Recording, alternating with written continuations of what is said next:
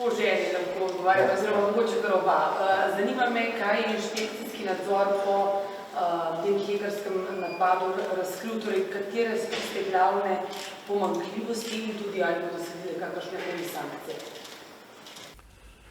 Ja, če dovolite, lep pozdrav, seveda najprej.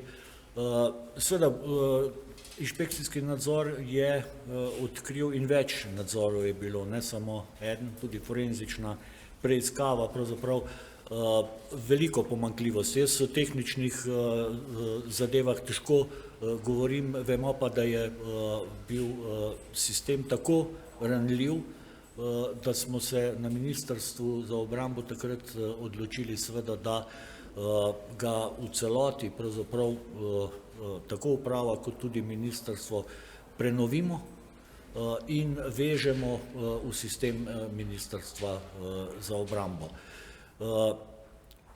Kar zadeva sankcije, seveda so odrejeni popravljalni ukrepi, kolikor smo obveščeni, bodo po vsej verjetnosti za odgovorne osebe inšpektorji napisali tudi globe. O nadaljnjih korakih pa bo seveda odločal vršilec dolžnosti direktorja Uprave Republike Slovenije za zaščito in reševanje. Jaz sem pa naslednjo vprašanje, mogoče, če sem jaz dobro sliko, torej v 15 letih se je zdaj ta večji inšpekcijski nadzor zgodil, mogoče zakaj pa ni prejšnja inšpekcijska služba ugotovila nepravilnosti urada za zaščito in reševanje? Jaz sicer lahko samo ugibam. Zdaj, določenih inšpekcijskih nadzorov in predvidevam, da se vaše vprašanje nanaša na inšpekcije z področja varstva pred naravnimi drugimi nesrečami in odzivnosti enot na različnih nivojih, ne na tak sam hekerski napad.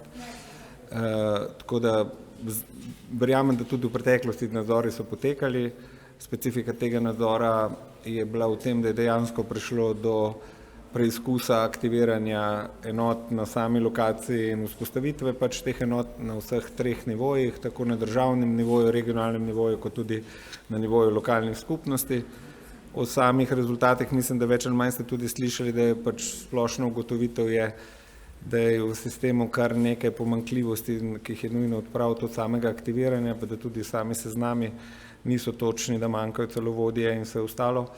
In predvsem je to, jaz se zelo težko in se ne bi želel opredeljevati toliko do tistih občinskih, ki so v pristojnosti lokalnih skupnosti in županov, vsega ostalega, ampak do tistega, kar je v pristojnosti regije oziroma države, ker to pa spada tako ali pa drugače, lahko v dveh segmentih, tako na Upravo za zaščito in reševanje, kot tudi na Štab civilne zaščite Republike Slovenije, kajti v končni fazi imamo dva organa, en tisti, ki skrbi za pripravljenost, izobraževanje in praktično načrtovanje, drugi pa tisti, ki izvaja samo aktiviranje v primeru pač določene naravne nesreče.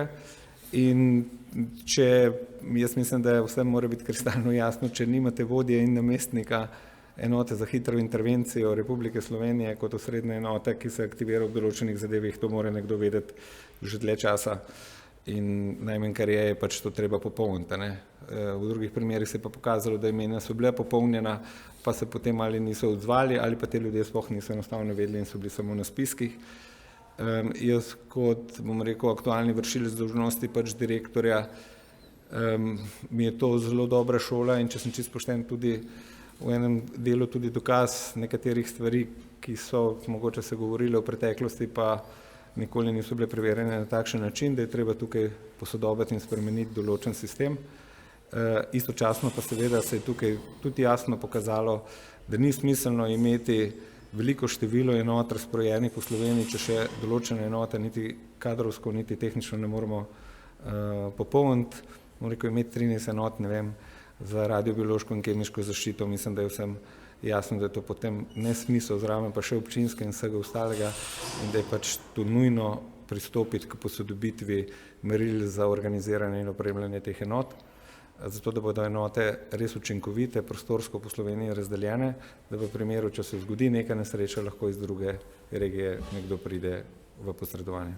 Mogoče potem se opravičujem eno pa vprašanje, koliko pa bi potrebovali takih enot, oziroma kako zelo kadrovsko smo podhranjeni, koliko časa bomo potrebovali, da boste lahko zaposlili in sposobili ljudi. Ja, tukaj treba vedeti, da te enote, ki so bile predmet preizkušanja, niso bile poklicne enote, ne. Zdaj, v Republiki Sloveniji v sistemu zaščite in reševanja imamo pač praktično dolžnostne oziroma lahko rečemo neke poklicne specializirane enote, kot so enote mobilnega laboratorija Inštituta Jožef Štefan, kot je posebna klor enota in tako naprej, ki se zahtevajo v posebne zadeve. Potem imamo pa druge prostovoljne enote, ki pa lahko se sestavljajo iz sestave ali pogodbenih pripadnikov civilne zaščite ali pa čistih prostovoljcev, ne. In predvsem so bile prožene ravno te enote, ki so bile sestavljene ali iz pogodbenih pripadnikov, teh je nekaj več kot 200 v Republiki Sloveniji, za zelo različne namene, tudi za prevoze ali pa čisto pač neke tehnične specialnosti v zadevi in pa tistih čist klasičnih prostovoljcev, ki jih imamo na spisku in seveda pri njih je vedno odvisno, ali so zdravi, ali so blizu, ali so na razpolago in tako naprej. Tako da, kolikor pač želim zelo jasno odgovoriti na vaše vprašanje, mi smo že začeli aktivnosti za spremembo pravilnika in uredbe za organiziranje teh enot, kjer želimo število enot prevetriti v strokovnem krogu. Načeloma bomo to najprej naredili na Upravi za zaščito in reševanje, potem se bomo posvetovali še z Gasilsko zvezo, poklicnimi gasilci in vsemi ostalimi. Moramo rešiti pa še tudi eno dilemo tako imenovanega nedopustnega dvojnega pač vpisa v določene sestave, kajti določene pravni akti trenutno v Sloveniji prepovedujejo, da bi bil gasilec, ki je uvrščen v neki seznam, tudi prostovoljni pripadnik neke enote, kar se nam zdi v tem smislu povsem nesmiselno. Po drugi strani se pa dopušča, da so poklicni gasilci recimo lahko uvrščeni v te enote tudi kot pogodbeniki in vse ostalo, kar je super in so se zdaj odzvali, ampak v primeru nesreče na njihovem kraju so oni povsem neoperativni. Tako da tukaj je kar veliko vsebinskih vprašanj, ne bomo pa zaposlovali z tega vidika, razen za samo štabno vodenje organizacije in izobraževanje, kjer smo pa drastično kadrovsko podhranjeni.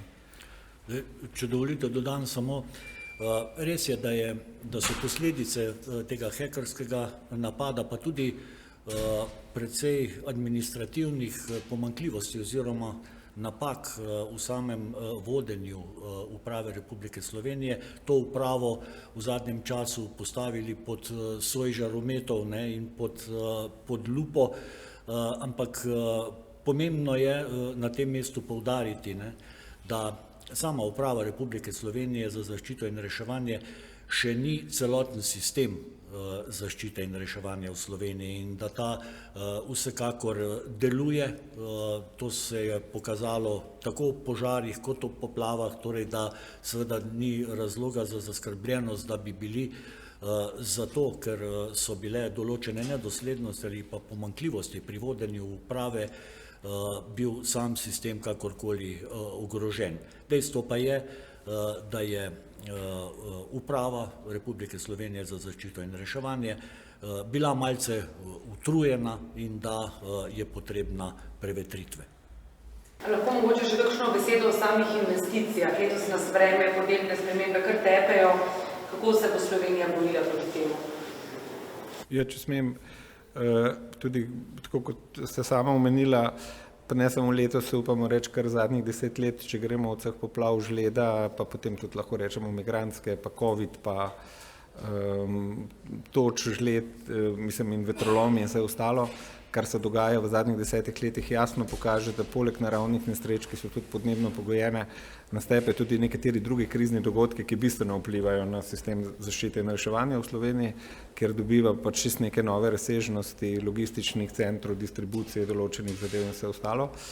In na Upravi za zaščito in reševanje bi želeli oziroma se zelo aktivno bomo v prihodnje ukvarjali z odpravljanjem zaostankov pri črpanju evropskih sredstev. Dejstvo je, da so odprta vrata za koriščenje evropskih sredstev vsaj v rangu 60 milijonov evrov od letošnjega leta pa do leta recimo 2027.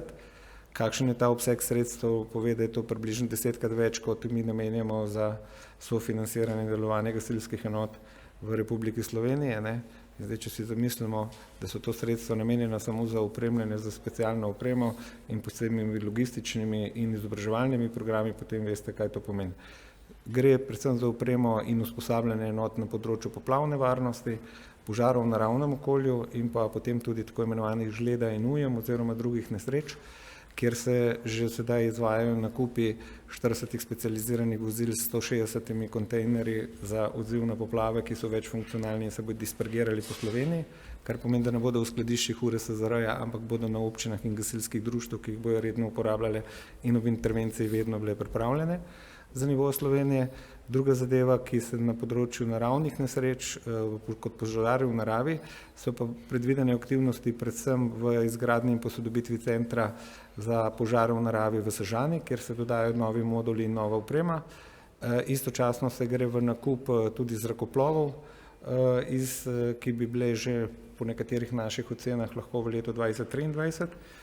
Prvi kontingent, hkrati se je ponudila v tem kontekstu tudi Evropski komisiji oziroma izrazila namera Republike Slovenije po nakupu enega srednjega ali velikega helikopterja za gašenje požarov v naravnem okolju oziroma dan je bil predlog Evropske komisije, da je Slovenija pripravljena biti tako imenovana gostiteljska država že za leto 2023 za drugo opremo, ki jo je Evropska unija locira na področju Slovenije in se uporablja za Slovenijo oziroma za ta širši akvatorij.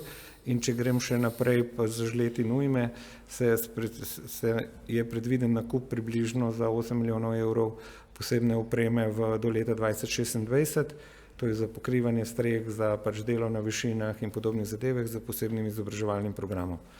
To so vse posebej investicije, ki so iz evropskega denarja, zraven je pa seveda naša želja, da bolje kot v preteklosti izkoriščamo že razpoložljiva integralna sredstva Republike Slovenije, kajti je ugotovljeno, in to ni nobena skrivnost tudi pri zaključnih računih, da pač tle pri koriščenju in uporabi teh sredstev v preteklosti je kar nekaj sredstev ostalo, pa bi bilo možno dati tudi za neko drugo opremo, predvsem lokalnih skupnosti.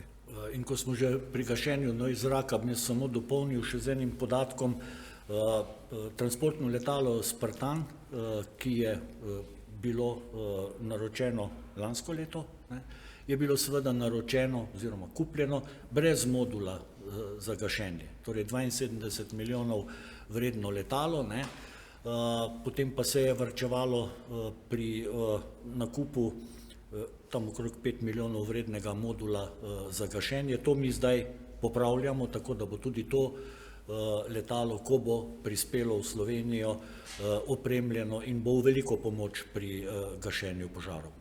Na morebitno jedrsko nesrečo smo pripravljeni? Mogoče vi. Vsekakor smo pripravljeni, kolikor je seveda mogoče v jedrski nesreči biti pripravljeni in odvisno kakšna je.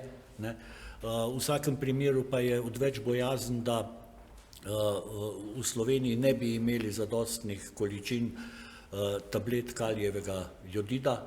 Vsekakor imamo zadostne količine, ki bi v primeru, da se bi to zgodilo, lahko bile tudi distribuirane tistim, ki so pač do takšnih tablet upravičeni oziroma ki jim to dovoljuje tudi zakonodaja, ker vemo, da so tu določene omejitve, ampak vsekakor ni bojazni.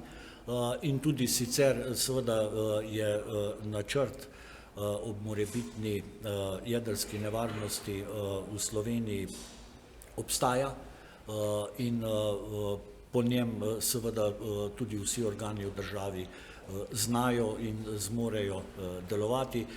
Sicer pa je tudi, mislim, da v kratkem predvidena štabna vaja v primeru jedrske nesreče v jedrski elektrarni Krško, torej se tudi usposobljenost vseh organov, ki morajo v takih primerih odreagirati, sproti preverja. Tako da Slovenija je na to vsekakor pripravljena.